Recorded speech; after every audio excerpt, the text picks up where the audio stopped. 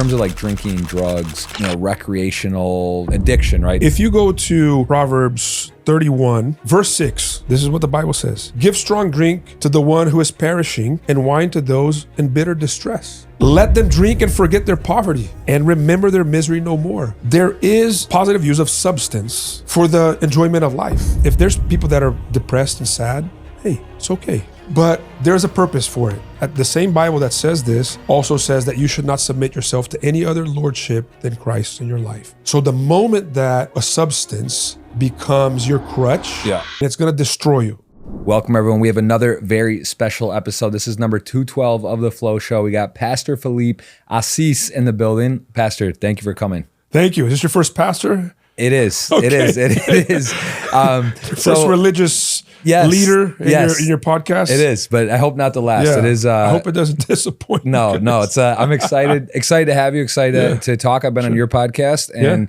this should be great. So, first of all, I guess give us your whole life. Tell me my whole life. Yeah. Tell you how it started. Where you're from Brazil. I am, and just explain maybe the transition from Brazil to here and how you got into ministry. Yeah. So I'll just start by saying my dad is a pastor. Mm-hmm. So I grew up in a household. My parents were always involved in doing ministry and trying to connect people to God, meeting the needs of the disadvantaged, medical clinics for the poor, a lot of churches. And so that was my upbringing. That was my environment. Now, which part of Brazil? Northeast, Recife, northeast coast there. Near city Fortaleza? of about like 5 million. It's northeast part of Brazil. So it's a large area, but I would say it's about like a 8-hour drive from Fortaleza to Recife. Okay. Obviously the roads are not as great as here in the U.S. Yep. So it would take probably like 6 hours here in the U.S. So I would think that the distance would be the equivalent to Miami, Jacksonville. Okay.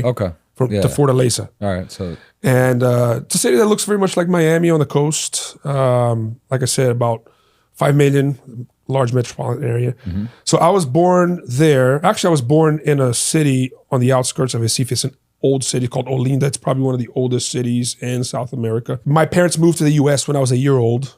Basically, my dad and my mom came for education, master's, doctorates, that sort of thing. And so we moved to Philadelphia.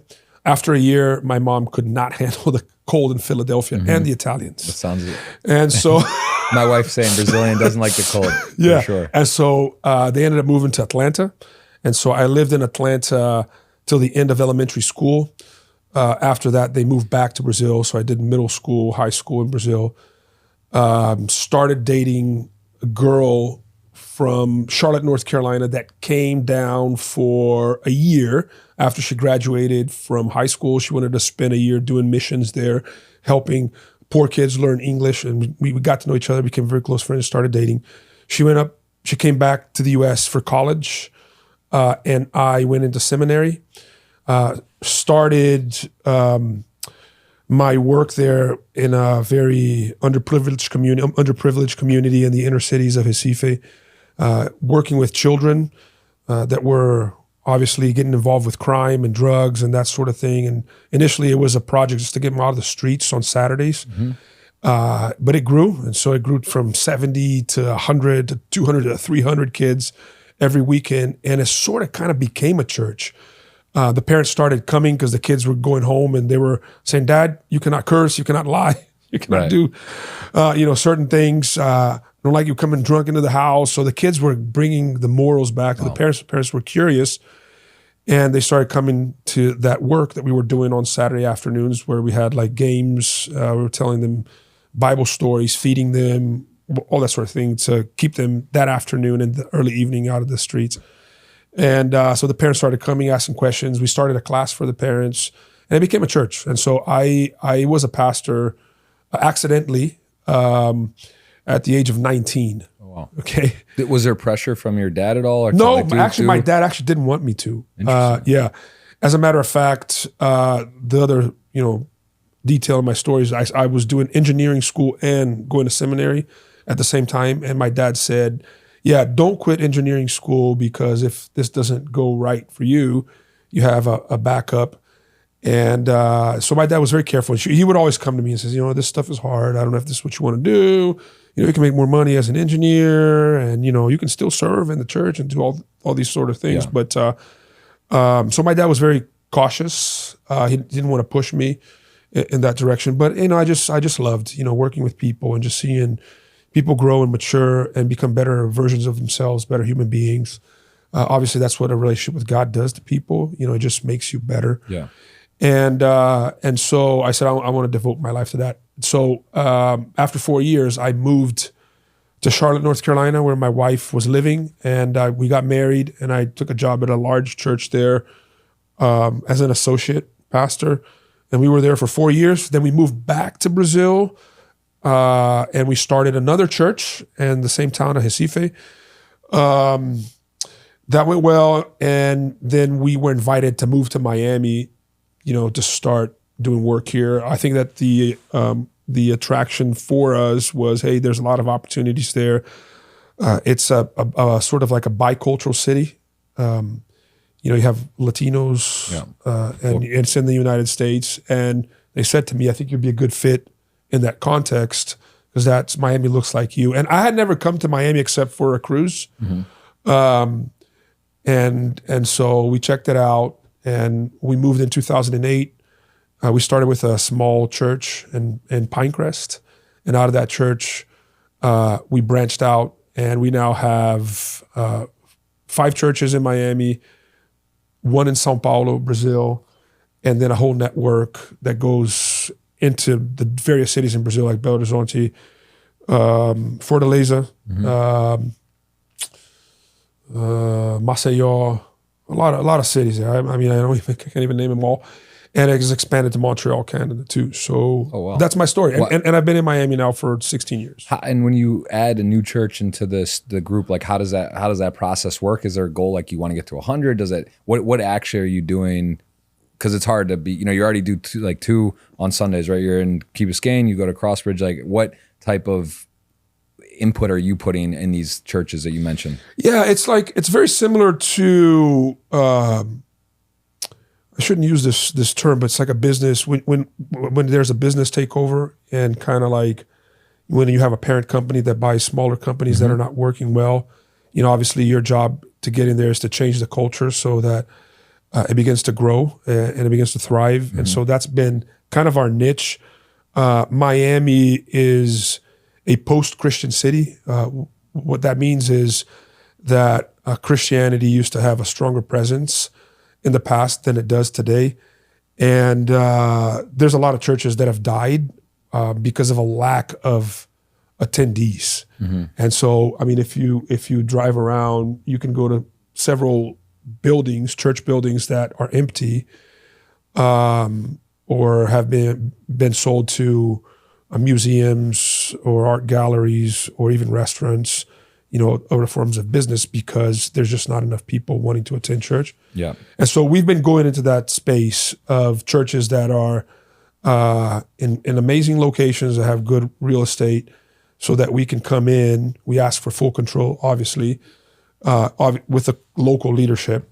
And we sort of change, the bylaws, we sign MOUs and that sort of thing, so that we can come in there, change the culture, and begin to see a new population come through the doors. So we never set, hey, we want to get to 200, 300, 500. Obviously, we do a study and we say, hey, this congregation here has the potential to grow to be 1,000 or 500, 300, 200. But we just really focus on healthy culture.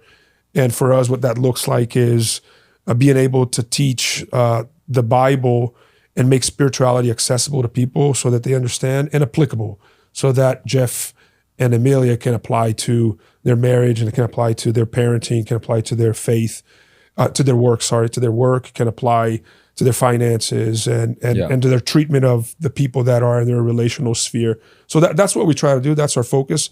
And so we work with a local team. We have a central team that kind of like helps us set up these strategies, and we begin to implement them. Obviously, we brand everything Crossbridge. So we have a branding marketing team too that goes in there and does that. So that's been our kind of like strategy. Will you go for a set period of time at these places, or how hands-on do you get to be able to be? So yes, usually, there's a movie by Mel Gibson. He played this general in Vietnam. I forgot the name of the movie. I don't know if you remember this movie. I'm not sure. Hart. Okay. General Hart. He was General Hart. And he was an old, like he was like a veteran that would be accepting new missions. And he would always take these new teams of special forces into areas of conflict, and it starts with Vietnam, but he had to stay in there. He would always say to his troops, he's like, I'm the first one in, the last one out. Right. And so that's cool. You remember that line? Yeah, no, of course. Yeah. I know that saying. I don't know from that movie, but I know he says it in the movie. Yeah. And so whenever we start a new work, I'm always the first one in. And then I, establish local leadership. I bring in my staff and usually position a pastor there, and then I move out. Yeah. So that's been, I've been to all of them. So at first it was Pinecrest, then it was Brickell, then it was Miami Springs, then it was Key Biscayne, then it was Homestead, then São Paulo. São Paulo is the only one that I haven't really gone in because it's logistically sort of impossible to do that. Speaking of a movie, I got it. This the other day I saw this and I had, because I don't really watch TV, almost never. I'll get into a series now and again. And I actually went to a course in LA recently. It was like a oneness course, sort of very interesting course. But then a friend of mine who was there, he was like, I got a lot out of it, but he made a joke. He's like, "Oh, this reminds me of a little bit of the Righteous Gemstones." And I had to know. Have you seen this show? Are you familiar with The Righteous Gemstones? Oh yeah, it's that this family of mega church pastors. Sort of like out of South Carolina. Yeah, and they kind of make and they had kind of like have this double. They live this double life. A bit, yeah. It's sort of like power crazy. Hungry. Yeah, and promiscuous in the background. Yeah, it's kind of this crazy thing. So I have to ask, because this is for me. I wasn't. We've talked about this, and I want to get into some of this other part of this, but I didn't go to church growing up. Yeah. I attend whenever I can. Sundays, we're in town, we go. I love it. Yeah. I love going. I think it's great. We have a special. It really is fun. Like the great music, it's fun. I love the talks. You do a great job, of course, and enjoy it. But I'm kind of. I always, I find that the show sort of humorous because it's like there is, of course, so much in you see news, right? There's stuff that happens. It's not flattering, but just like anything, right? Like any business, anything, sport, people. There's bad, good. So I guess my long-winded question with this show or in general is, with church, how do you sort of balance like the business side with doing good and you know what I mean? Because it's like. Yeah, I look at you and I feel like you're very entrepreneurial. You're very, like you seem very dialed in, and it's like in some ways you want to build. Like I guess how do you balance that where you're like want to be successful, make money, do this, but you also want to do church? Like I feel like this is always very a tricky concept, right? Like it's like why can't you do great and also be financially successful? I feel like there's like stigma in church. Do you know what I'm saying? Like how do you sort of approach that? Yeah, I think that show. I mean, and I watched probably a couple episodes, and to me it was really corny. So I just like I didn't care for it too much. There's a better movie with Robert Duvall, The Apostle. I don't know if you've ever. It's Robert Duvall. It's a great story. So it's just like this small town evangelist pastor that goes around and starts works and in churches, small communities, rural type of communities. Yeah. But he also struggles. He has a mistress. That not a whole lot of people know about, and so he has like this life in the background. And so that was a very interesting movie. At the end of the day, look, spiritual leaders, they're human beings. Okay, we're still sinners. We're still flawed human beings. We have flaws. And what I try to do is not hide my flaws. In fact, if you since you've been in our church, that I talk about my own shortcomings and my own flaws. I say, hey, if you guys think I'm this holy person, the other day there's this guy that's been attending our church, like I was a very successful businessman, and I have a conversation with him. He's like, man, from up there you look perfect. You look like a perfect human being. I say, go talk to my wife. She'll give you a list of about 10 things that are not perfect about me. So we struggle. We are tempted. Obviously, you have to treat the church as a business, especially here in the Western world, United States. You have employees and you have bills to pay and you want to make sure you're growing so that you can scale and you have to bring more staff and you have to be strategic about things, and strategic is something that is actually godly. I think Jesus, when you read about Jesus, the life of Jesus, Jesus had a strategy. He spent 3 years with 12 guys, and he really poured into those leaders so that when he ascended into heaven, those 12 leaders took his name pretty much into the Greco-Roman world.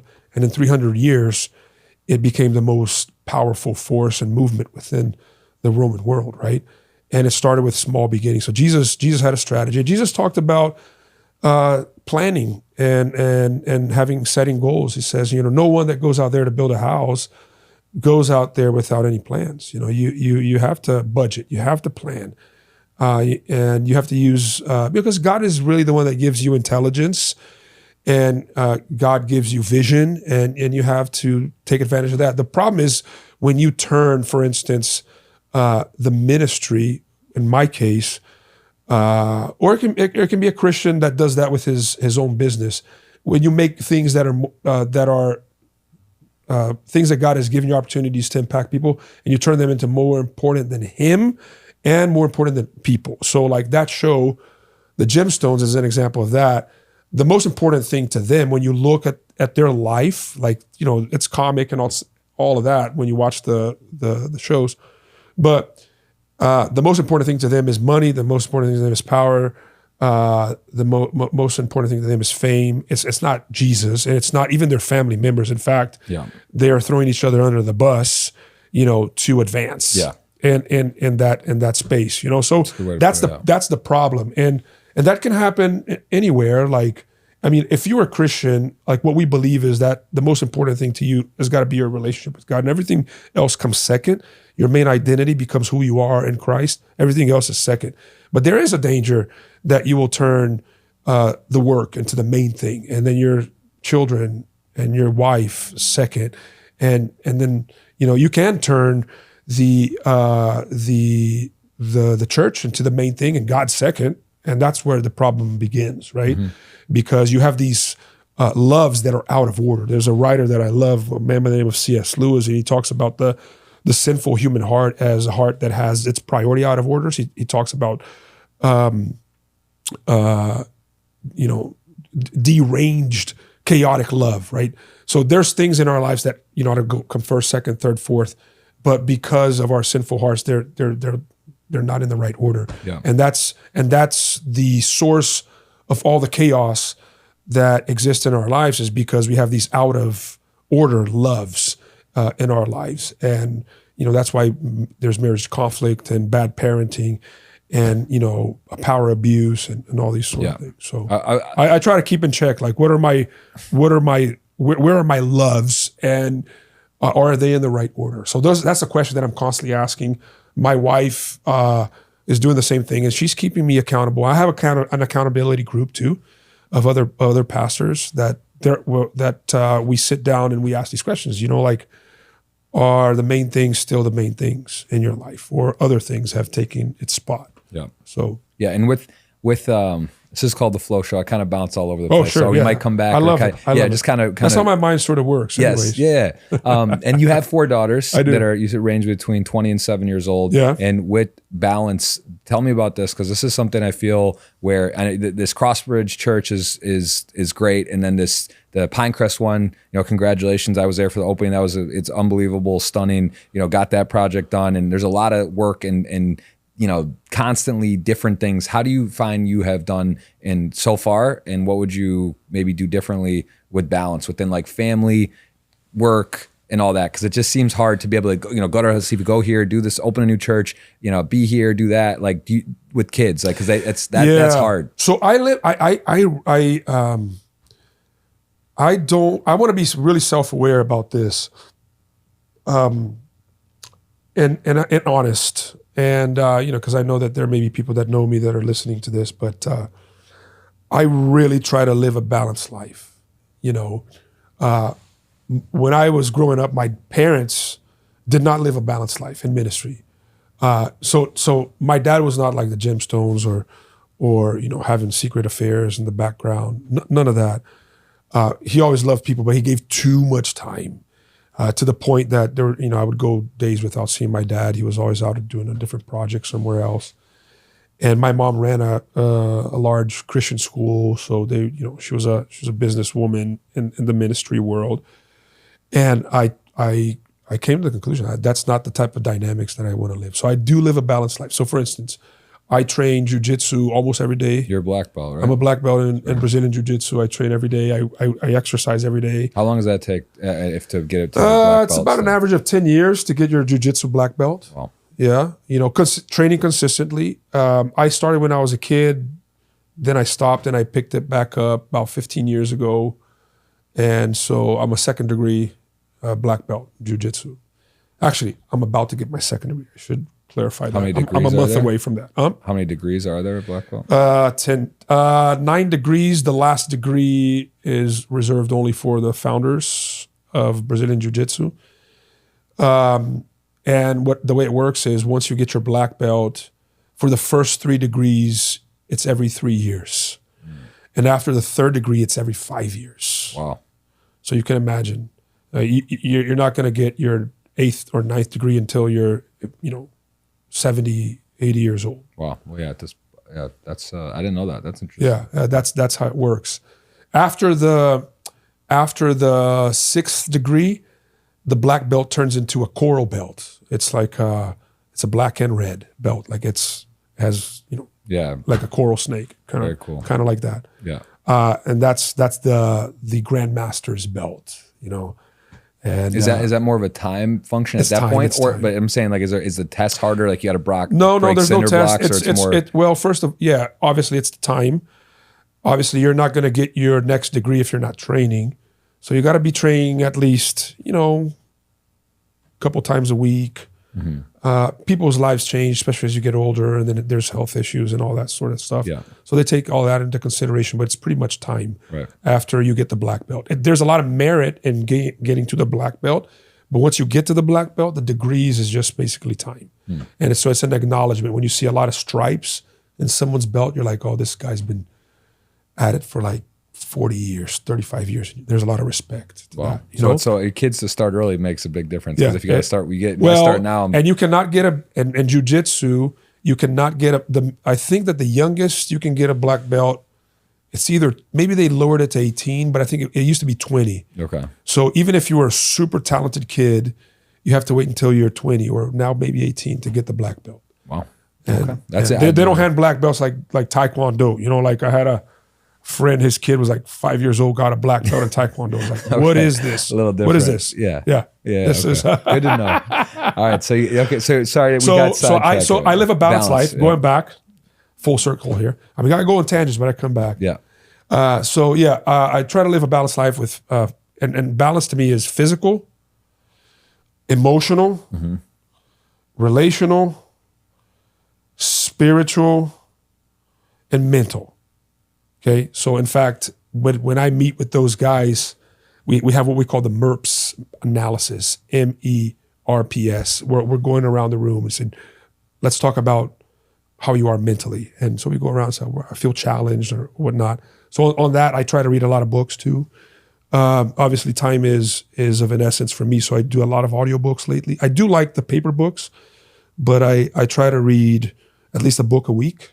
So mentally, emotional. So we're always checking our emotions. I don't want to be bitter, and I want to be empathetic to people and et cetera. So I'm evaluating that constantly as well. So I need to be in the context of relationships, which is the R. And I have to have friends. And so I try to get a good balance, because it's one of the dangers for me is just to have friends that are within my church world. So I try to have a balance, like half of my friends, I want them to be outside of the church world. When you say outside, does it necessarily mean not believing in God or just not? Yeah. I have a lot of non-Christian friends, and actually the jiu-jitsu helps me with that, because it's a world that, you're always interacting with all sorts of different people, and you build a close relationship with them. And sort of like poker, it's a melting pot. Yeah, it's kind of like that. You get like so like if I played poker, I would love that space. Yeah. Because I would be meeting all sorts of different individuals, Yep. and forming relationships out of that. And sometimes it's an open door to have conversations about faith, but I don't go in there trying to convert somebody. Yeah. I think that it's important that I understand how the real world functions. I have a lot of business leaders who are friends of mine, kind of like IPOs and stuff like that. Those are good spaces. Yeah. If you're a pastor, to build a relationship outside the church. You learn a lot. I mean, I learn a lot from, secular business leaders. Where would you say today? I mean, it's obviously all over the world, completely different. Let's just take Miami and what you get to come in contact with. Do you feel that people are becoming more or less religious, or just sort of what's your overall? That's a great question. There's a lot of studies that have been done, and obviously where spirituality is hot in the world right now, it's in the Southern Hemisphere, okay? So we're talking South America, Africa, China, Asia, like Southern Asia. Christianity is exploding in those areas. In the Northern Hemisphere, Europe, North America, there's been a decrease. There's been a drop in people, at least in the Christian faith. But what's losing, the segment of Christianity and all the religions too, that's really losing ground and losing popularity, is the mushy middle. In other words, are those people that are nominally religious. So it's the people that in Europe that were born Catholics, and they're saying, I don't want anything to do with that. That was my grandparents' faith, and I believe differently. So that mushy middle of people that are Christians or Muslims or whatever because of culture and family ties, Jewish, that's disappearing. But there's actually a growth in religion by choice. So like conversions are happening at a higher rate than it has ever happened in the West, while at the same time that mushy middle, the nominal cultural religious person is disappearing. Okay. So it's an interesting dynamics. There's a woman who I predicted that I was in Paris in 2014. She's a scholar, sociologist, anthropologist from Oxford University, and she predicted that. She says there's going to be a growth in religion by choice in the next decade, and a decrease and a disappearance of nominal faith and religion. Yeah, very interesting. And so I feel, seriously, if you think about Europe, the Muslim faith is growing there. There's a lot of new converts in Europe. Like you go to France. I mean, you travel the world. So you go to France. You go to Holland. You go to the UK, bro. You see a lot more Muslims than you used to see 10 years ago. Just 10 years ago. Yeah, and that's happening also with Christianity, except that Christians don't dress, a certain way. So you can't really tell by walking down the streets. But there's more fervorous, passionate faith taking place while nominal faith is disappearing. For sure. What would be your how would you answer this simulation question? Like Elon Musk said this once about, it's 1 billion to 1 that we're not living in a simulation, meaning that we for certain almost are. What does that mean to you about a simulation? And do you have any thoughts on what that means about like what we're living in? Because the definition of simulation is technically just things are constantly improving or getting better. Like, we used to have Atari, then it was Dreamcast, like Sega Genesis, whatever. And then now it's like, virtual reality. And we're kind of just like, almost like The Sims, right? This type of thought where someone, do you have any thoughts on like that? Yeah. So the theological term that Christians use to kind of describe that type of dynamics is the sovereignty of God. And so we believe that there is a God that is very much active in the world and in the universe, and he's at work, and he is it's another theological term. I can break this down for you if you need to, but he is redeeming all things. So he is making things better. And one day he will restore all things. Like so we live in a world that's fallen, and this is where the Christian hope really lies. Is we live in a broken world, right? You have death, you have disease, you have violence, You have hate, right? And in the past, what they believed is the more the world becomes secularized, the better things will get because religion is the cause of some of these problems. And that's not true. While there's been a disappearance of, mainstream faith in the West, these problems still continue. And in many ways, they're still increasing, right? Mm-hmm. But we do believe that our hope is that God is at work in the world, and he has begun his redemption project in the world through Jesus. And one day he will put all things to right. And he is orchestrating history in a way, so you can call it like a simulation, if you will. Mm-hmm. He's orchestrating history in a way towards that ultimate future. Okay, I like that. And the question we've spoke about, I like that. So there's a brain, there's a being behind all of it. That's how we believe. Yeah, and the question in terms of bad things happening to good people, this is the thing I come when I see debates or arguments about God, not God, how this all works, this sort of like randomness in life, how things happen or why disasters or things happen to people like that question. I know you've broken it down. I've talked about this before because this is what I feel that the people that just I think have no belief or don't believe or are skeptical, this is sort of like the fundamental biggest question that I kind of hear is why does this happen, to a baby or to someone or, bad things to good people. Let's just keep it like that. What would be your way of explaining that? So you have content here as I answer this question for like maybe 10 podcasts. Right. All right, because this is the big philosophical question, which is the problem of evil. How do you make sense of a good God and evil in a world, right? And so the first layer, I'm going to try to address this question in a very simple way. I don't want to be simplistic too, but if you feel that there's something missing, just come back to I like how we've talked about before. I like how because for me it's very. I think these type of thoughts and I have my own sort of crazy different processing. I like how you've explained this in the past. Okay. All right. So the first thing is we got to establish that there's really no good person in the world, 100% good. Okay. Even Eastern religions, like I'm talking about Buddhism and that sort of thing, we all believe that there's good and bad in humans, right? So that's where the yin yang comes into play. Yeah. Okay. So Jeff is a good person from the standpoint that he's trying to live an honest life, raise a family, be faithful to his wife, that sort of thing.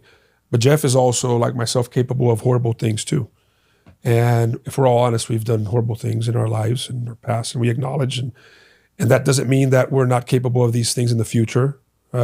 So Christianity comes from the standpoint that humanity has fallen. That the reason why the world is filled with all the stuff that I listed is because the God created the perfect world, and Adam and Eve made a bad choice of trying to do life without God, and everything that happened in the world that's bad is a consequence of their decision to live life apart from God. And so that's our story of creation, of how, and our explanation of how evil entered into the world. It was humans that brought evil into the world. It was not God. He created free human beings, and out of their choice, evil has come into the world. So we live in a broken world. So first thing I'd like us to establish is, number one, there's no good person, 100% good person. So we got to be very careful. I know what we mean when we say he's a good person, that person's a bad person. Yeah. But at the end of the day, we all break the same. There's a band that I like, Mute Math, and they have a song that talks about that. It says, we all break the same. Right? So we're all human beings. And think about it this other way too. We look at somebody that has committed murder or has practiced corruption, let's say in the finance world. Think of Sam Altman, the guy in the just right now with sure. the Think about that. And we look at people like that and we judge and we say, I would never do that. But think about this. Just be honest. If you were giving the same cards, and here I'm talking to a poker player, if you were handed the same cards in the same circumstances of life, in the same situations, maybe you would have done the same thing too. It's possible because we just have it in us. Yeah. Well, it is hard to say. I mean, there's capability. Yeah. No, there's movies and situations and stuff that happens too, where people start out or something happens and then things start transpiring. Yeah. Grow and you can't really you're kind of you're getting put in some difficult situations, partners, other people, and you're sort of caught in of course. Yeah. It is oftentimes. Yeah. What I'm saying is this you can see how things could sort of go. So let's say this. Here's like a scenario, real scenario. Think about a kid that grew up in the hood, in poverty. And all that kid saw growing up was his dad beating his mom. Saw violence all around him. And he was still trying to make the right choices in life, but the way that problems got solved in his house or in his community was through violence. That's all he saw. But he works hard and, he graduates from college and he gets a job. And then he goes into this industry where this person belittles him, is putting pressure on him, screwing him over day after day. And in one moment, he can't take it no more. And he resorts back to all he knows from his upbringing. He acts violently. Mm-hmm. See what I'm saying? So it's very easy to judge people at a surface level, but when you start looking into people's life stories, you could say, hey, if I had the same upbringing, I don't know, man, if I would have acted differently. So that's the first thing that I want to establish. We're not 100% good. Right. And on the other side, I've already talked about this, but we live in a broken world.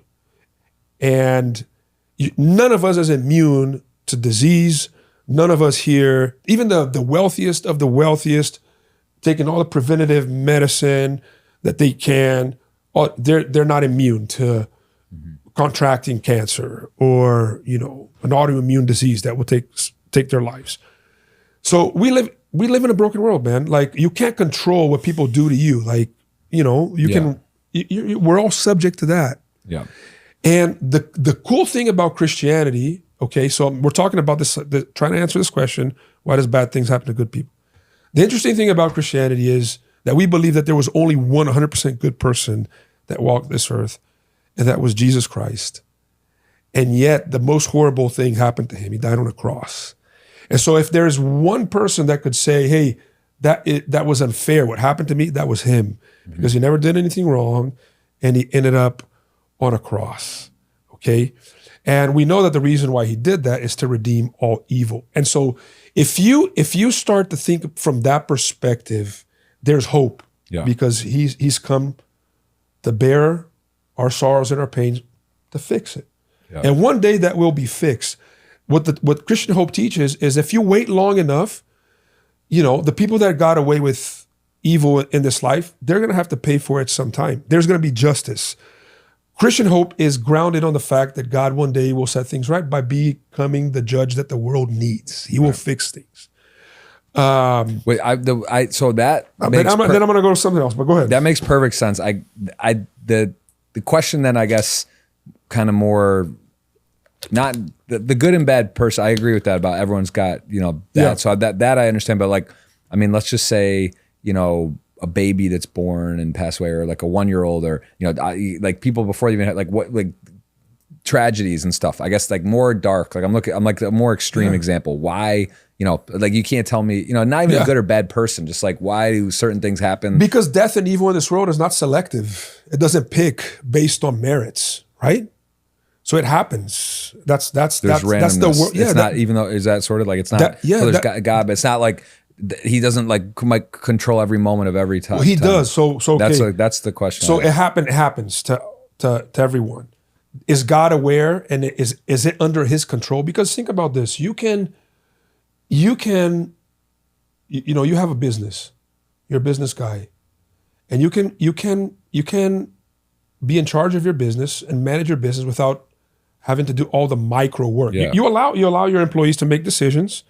And shit happens, bro. Yeah, you're not micromanaging everything, but you're still in control. You can't control every. That's how we believe that God, rules the world, right? He, that there's freedom in human beings, so he's in charge.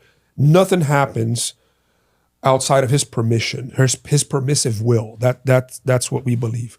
But stuff happens. Now, we think about this to say, okay, it's unfair that this human being died at age 2. They didn't have a chance to live a full life, right? That's what you're trying to get to. Yeah, I mean, Right? yeah, Maybe one. born, What do they do? Or yeah, I mean, you could go. There's a lot. I'm with families, man, that are hurting all the time. I Yeah. go into hospital rooms where, parents are caring for their child that's 5 years of age, have been diagnosed with like terminal cancer. Oh. So I have these conversations with them, and we're saying it's unfair.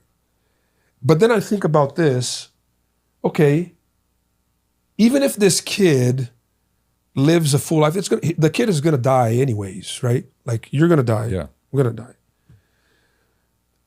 Is a life that's lived in 70 years truly better than a life that's lived in 5 years?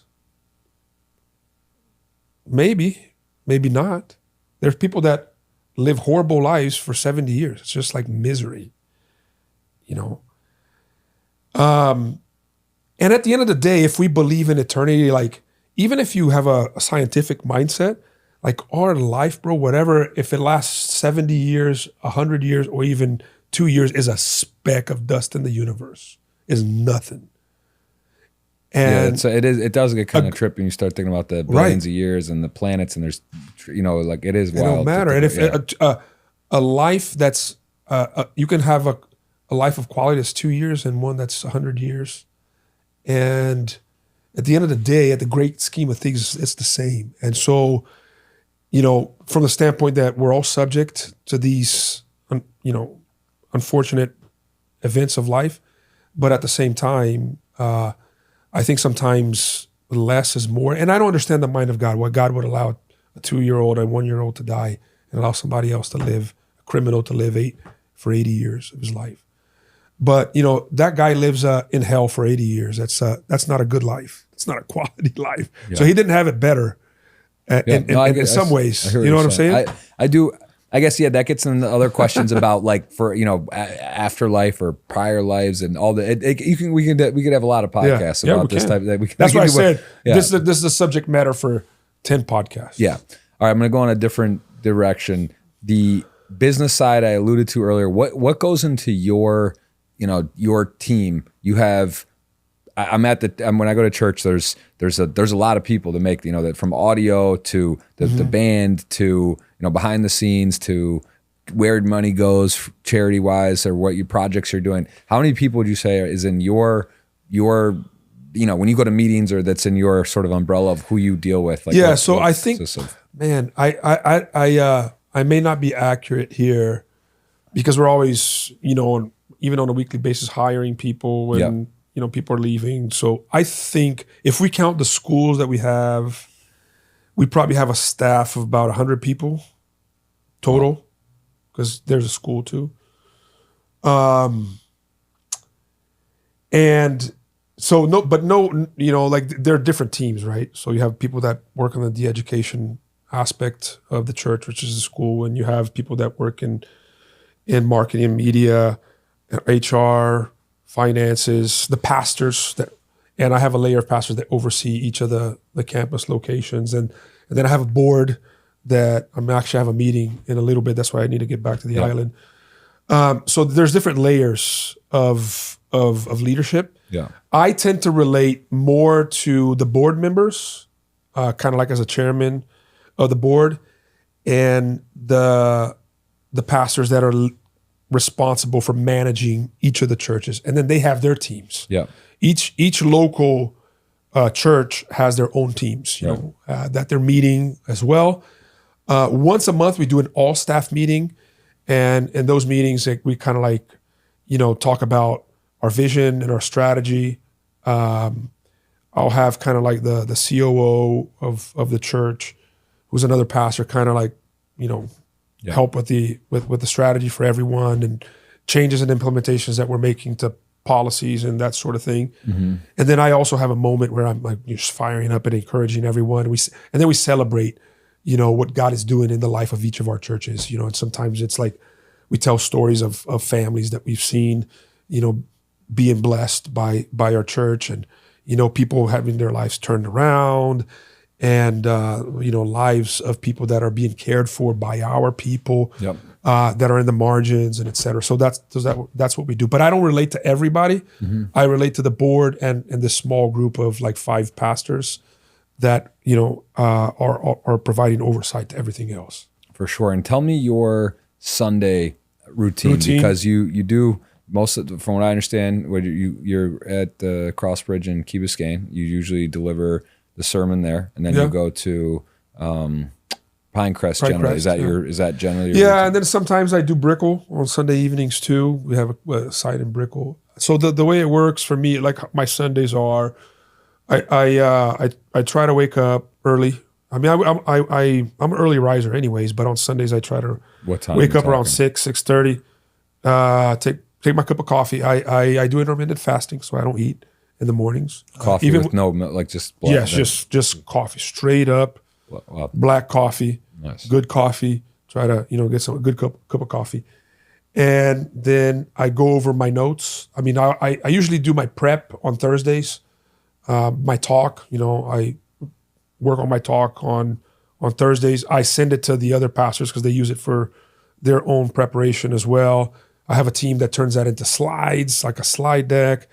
Another person edits it and puts it on the app so people can open up and follow along on Sundays.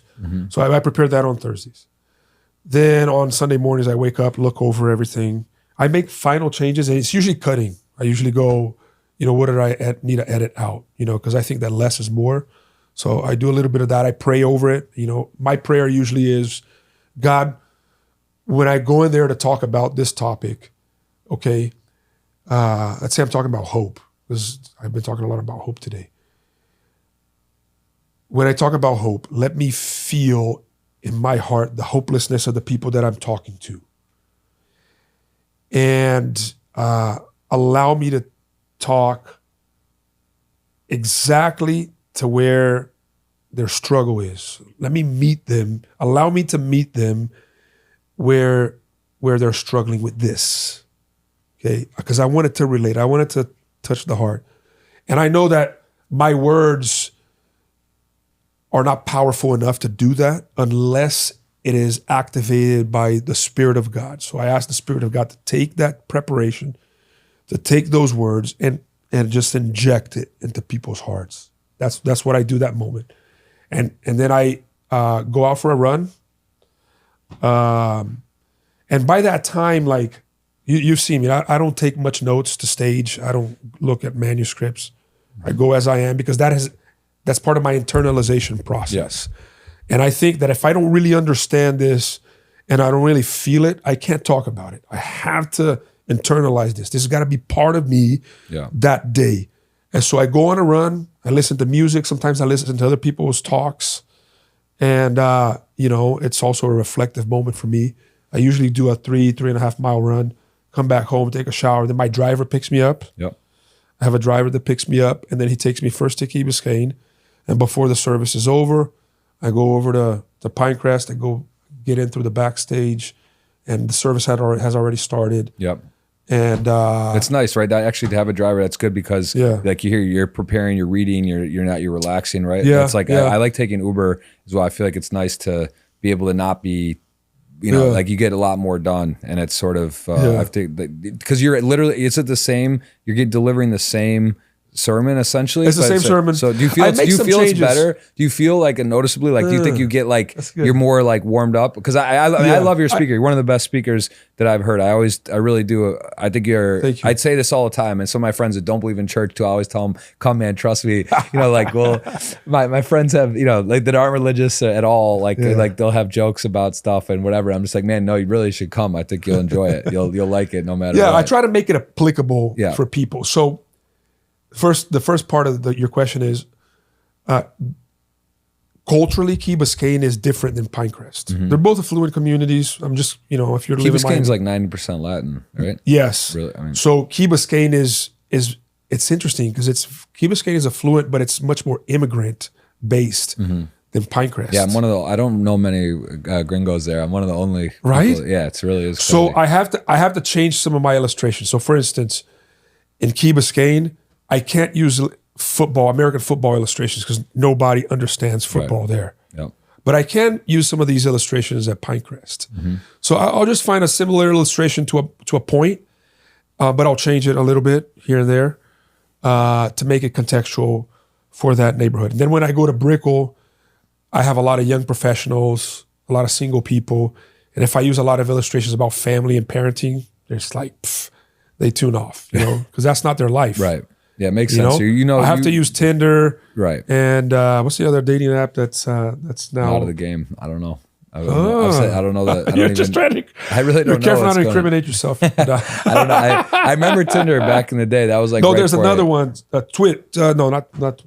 I don't know. But anyways, so I have to use illustrations that are relatable to their world. A lot of millennials that are unhappy with career and work, and so I have to make adjustments. I have my Bible. I always bring my Bible to the stage with me, and that's the only thing I have in my hands with little notes. And I'm looking at the text and reading. But when I go to the second sermon, usually I don't even need to touch it, because everything is like in my head. Yeah. So yeah, it's a lot smoother for me personally.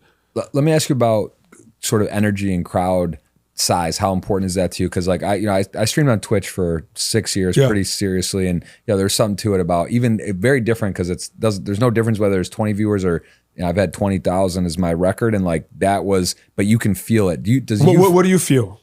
I feel it matters because these days there's I don't know. It matters in the sense that you feel like it's more powerful. That's how I felt. That it was. I would look at that. It would be. I was a cognizant of how many viewers I had, and I thought it did matter. But I'm just curious, because sometimes in church it could be the time of the year. In Key Biscayne, right? There's people are here in the wintertime more. And in the summer it's going to be kind of less people. So do you feel more fired up? Is it more? Does it matter if there's 20 people in the room or 200 or 2,000? If do you look at that? Do you think about that? Yeah, I mean. There is a change in dynamics, and I try to make adjustments. I like smaller rooms sometimes too. Rooms of 100, 150. They're good rooms. If you know how to work, you do have to change the dynamics when it gets bigger. So there's a different intonation of your voice. I think when you get into a bigger room, you got to give more spaces because there's more feedback. Clapping or preach it or whatever.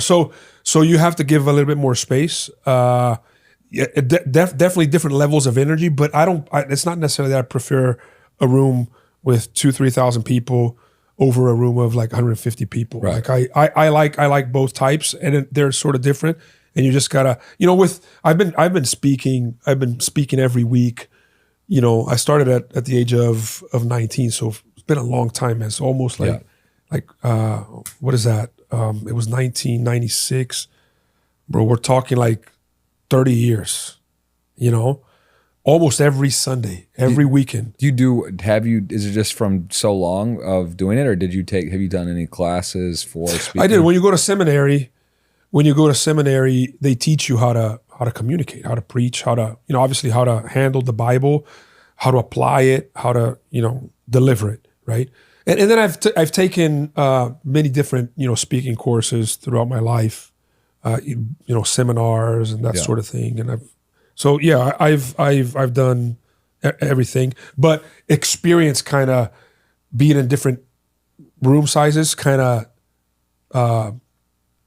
allows you to make the shift on the spot because if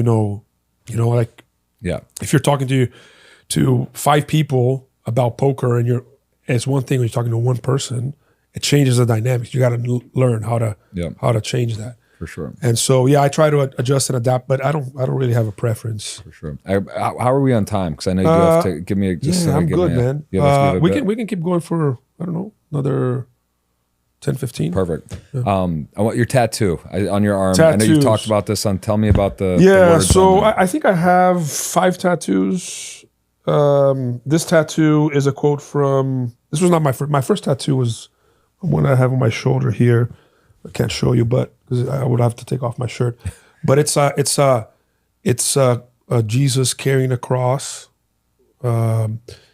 stencilized, and then in the bottom there's a quote from Martin Luther, who was the German reformer in the 1500s. He said in Latin, the cross is our only theology. Our whole lives has got to be dedicated to understanding what happened on the cross, and everything should be an application outside of that, into life. This one is a quote from Jonathan Edwards, the great American, thinker of the 1700s. These are the notes from his first sermon when he was a young man, and so I started young. I studied a lot of Jonathan Edwards too. He was out of New England. His first sermon had 3 lines that he kind of like as his main headers, and out of that he developed the sermon. The first one is, the bad things will turn out for good. It's hope. The good things that you have can never be taken away. Regardless of what happens in life, nothing can take that from you. And the best things are yet to come. So that's this one. Very cool. This one I tattooed in Istanbul, Turkey with my wife when we celebrated our 15-year anniversary.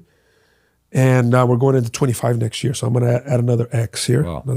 Very nice. 25 years. Wow, that's a lot. That's crazy. Yeah. Wow. And then I have like an Enneagram 8 here. That's another conversation. There's this personality profile called the Enneagram. I don't know if you heard about it. Mm-hmm. I'm a type 8 Enneagram. So I have like an 8-point star here on my triceps. Very cool. All right. What else? I think that's it. I love it. All right. Nice. I didn't want to forget that part. And tell me about how you would approach, you have a daughter who's 20, you have, people in terms of like drinking, drugs, this type of stuff where, recreational addiction, right? Any gambling, alcohol, there's addicted. It's hard, right? There's a fine line. How would you say moderation, or something like ayahuasca, for example, which is sort of a, it may be controversial, but sort of a plant-based, like where do you sort of stand within talking about drugs and moderation, or none, or alcohol? Yeah. How do you go into that? So for instance, I knew you were going to ask this question. So I'm going to read from the Bible. Okay. So like your listeners can kind of know, because the Bible has a lot of balance. The problem with a lot of Christians out there that non-Christians have a problem with is because they are legalistic. You know what legalistic is? They live by the law. The book, yeah. Yeah, no, like a law. And they walk around with this sense of superiority, of self-righteousness, but the Bible is actually balanced. So if you go to Proverbs 31, okay, I'm gonna put my glasses on here. This is written by King Solomon thousands of years ago. It's in the Bible. We as Christians, we believe that this is Word of God, and it's to be applied to life. But if you go to Proverbs 31, verse 6, okay, this is what the Bible says: give strong drink, and this is not wine. Strong drink, I'm thinking liquor, moonshine. No. Yeah, it's probably a type of moonshine. They produced it back in those days too, liquor, hard liquor. So give strong drink to the one who is perishing, and wine to those in bitter distress.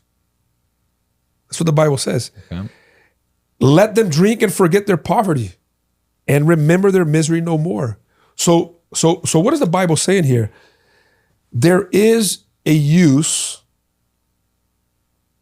positive use of substance for the enjoyment of life, right? So he's saying here, if there's people that are depressed and sad, hey, it's okay. They let them drink, man. Yeah. Okay. So it's moderation and let them smoke a joint. Yeah. I don't smoke a joint. I like drinking, in moderation with friends. I like whiskey. Yeah. I like wine. Those are the two things that I like the most. Not a beer guy, but there's a purpose for it. The Bible says, it's okay. Somebody's not happy, man, had a bad day. Yeah. Hey, the problem is this. At the same Bible that says this also says that you should not submit yourself to any other lordship than Christ in your life. So the moment that, a substance becomes your crutch, your coping mechanism, that's a problem, and it's going to destroy you. Right. As work, as sex, gambling, it's going to destroy you because it's become your main source of identity. It's an escape. You're not dealing with your problems. Jesus, when he was on the cross dying, they offered him bitter gall, and what that was back in those days, it was a mix with certain herbs to numb you, so that it'll make the excruciating experience on the cross a little bit more bearable. But Jesus refused it because he wanted to feel the pain of what he was doing for us on the cross. He wanted to be all in. And so I think the moderation is as long as something is not taking lordship over your life, that you cannot function except with it, then that's a problem. Obviously, as a pastor, and you brought my daughters into the conversation, I think it's important that we also are obedient to the civil authorities.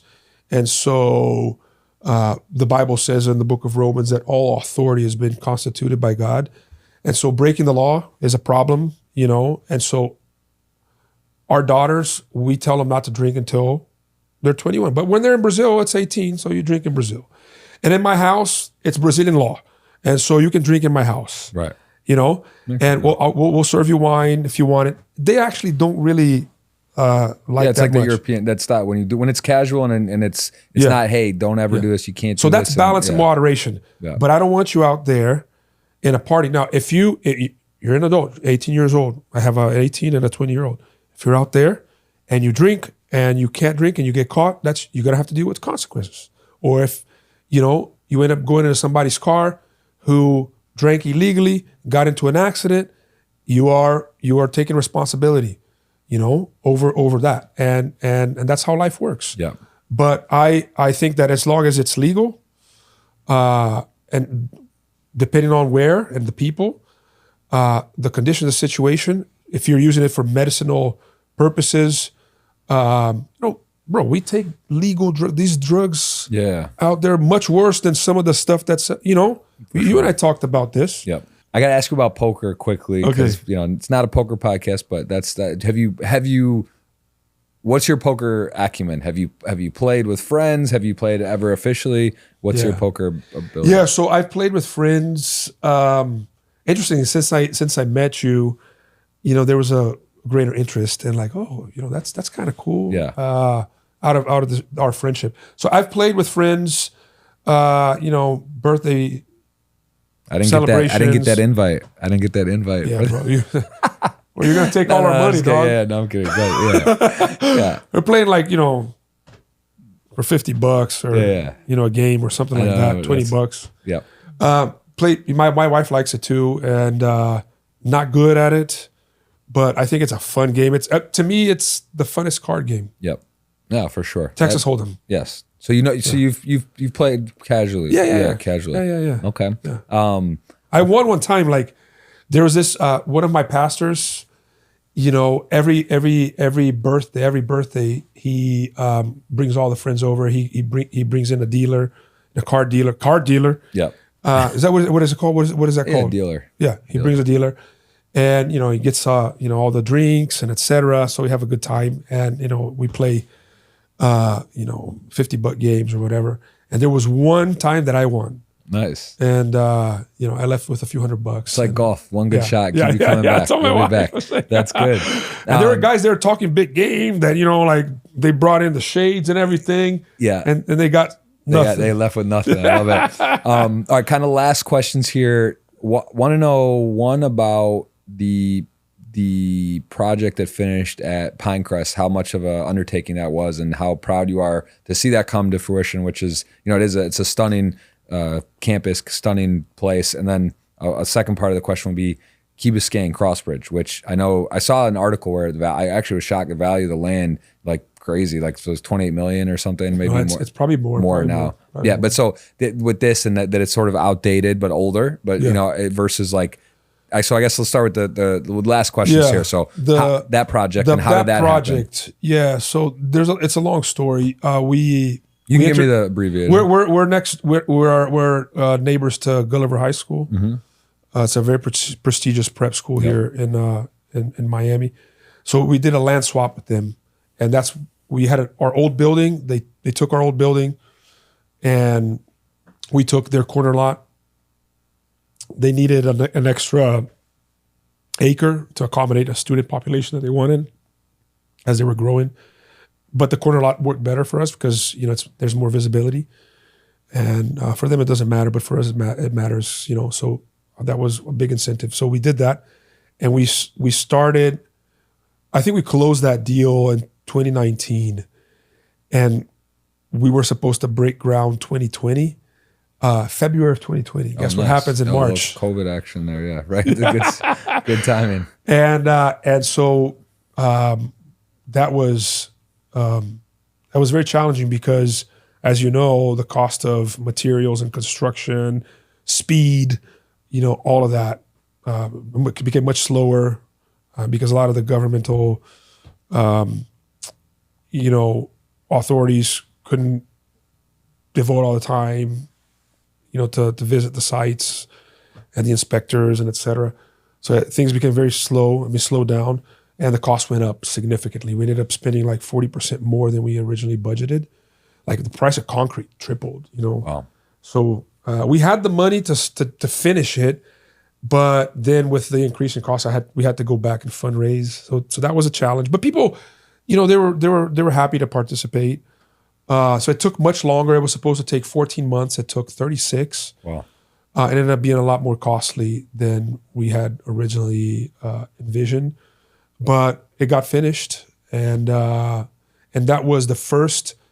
Going back to that thing I said about Miami being unchurched, a post-Christian city, that was the first Protestant building built in Miami-Dade in the last 20 years. Wow. Yeah. Wow. So not a whole lot of churches going up, and that was the first one in 20 years. Wow. And in Pinecrest, it was the first one in 60 years. That's crazy. Yeah. And so that was a big undertaking. I mean, obviously God was all over it. He blessed the work. And so, I think everybody's happy. And I think that the building is beautiful. It's modern architecture, a lot of glass and concrete. Yep. High ceilings and high-end technology and that sort of thing. That has been an attraction in itself to bring new people through the doors. And we've experienced in that location alone 50% growth in attendance overnight, just like overnight. Wow. So that was cool. Is that what you expected, or was it about this or more? Yeah, I had heard. I had built buildings in Brazil. I had never built a building here, but they told me, so you're going to see like it's overnight growth. And tell me about Key Biscayne. Key Biscayne, yeah. So we're privileged to have an amazing church property. It's on the water. Yep. 5.5 acres on the water. We have a property that we haven't decided what to do with it yet. It's right now. It's like our lawn where we do events and weddings and that sort of thing. Yep.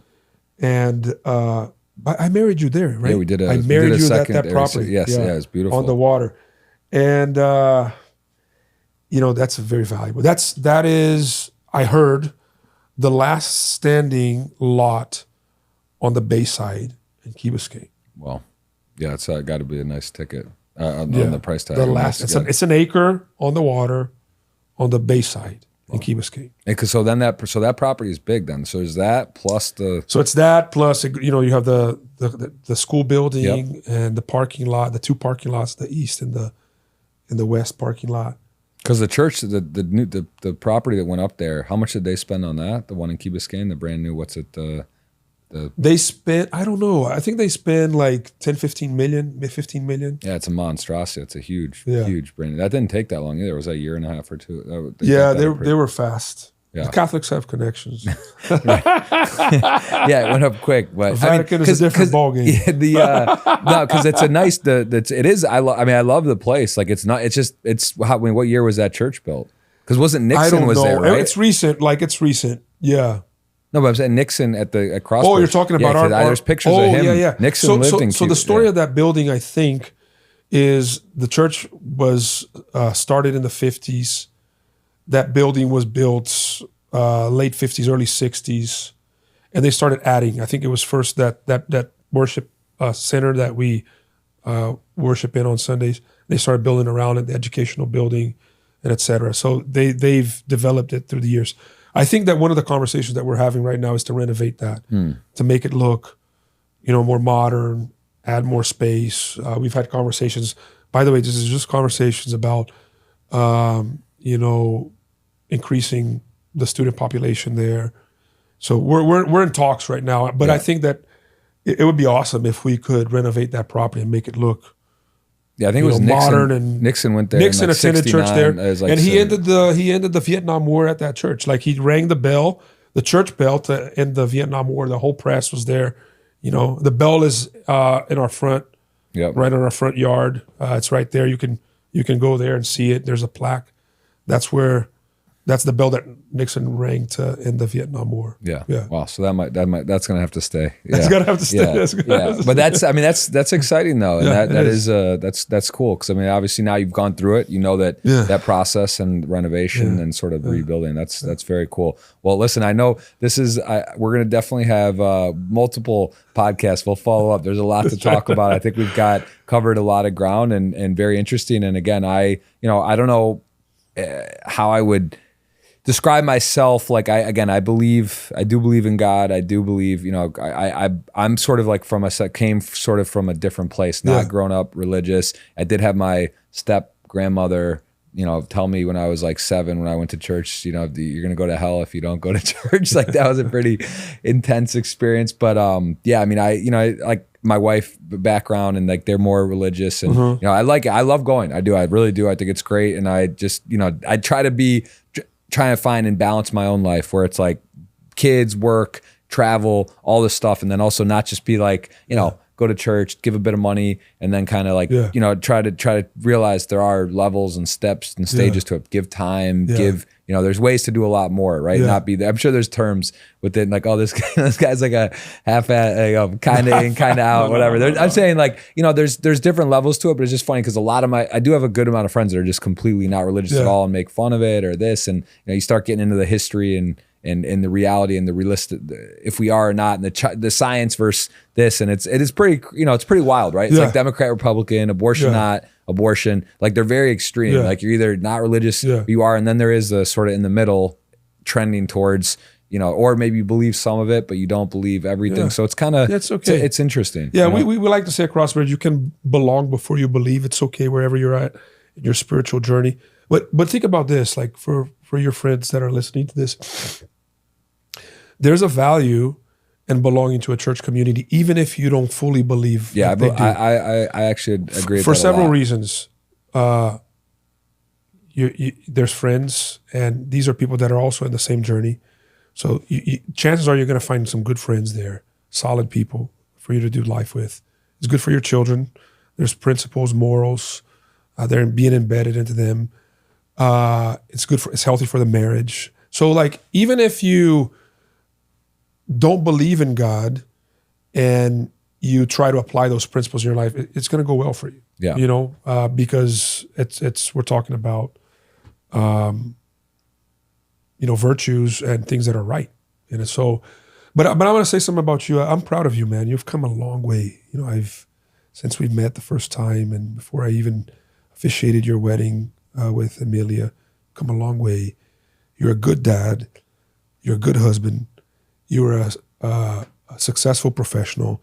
And I see in you the desire to balance life, to live a healthy and thriving life that's not just going to be good for you and your wife, but for your kids in the future as well. So I'm proud of you, brother. I appreciate it, and I appreciate you being on. And we will continue to be there and support, and hopefully, it'll be fun. Like we still got a lot of time. You said we won't live forever. I don't know. I mean, we will live forever, not in this body. Yeah, I don't know. I'm saying nowadays I don't know what's going on. Things are happening fast. Who knows in 20, 30, 40 years what's going to go on. But anyway, no, I appreciate it. And for those watching, please, if you could just let them know, where can people follow you, but also with the church, or how could you get involved if you're in the area? You can find me on social media, Instagram, Felipe, Felipe B. That's my middle name, B. Assis.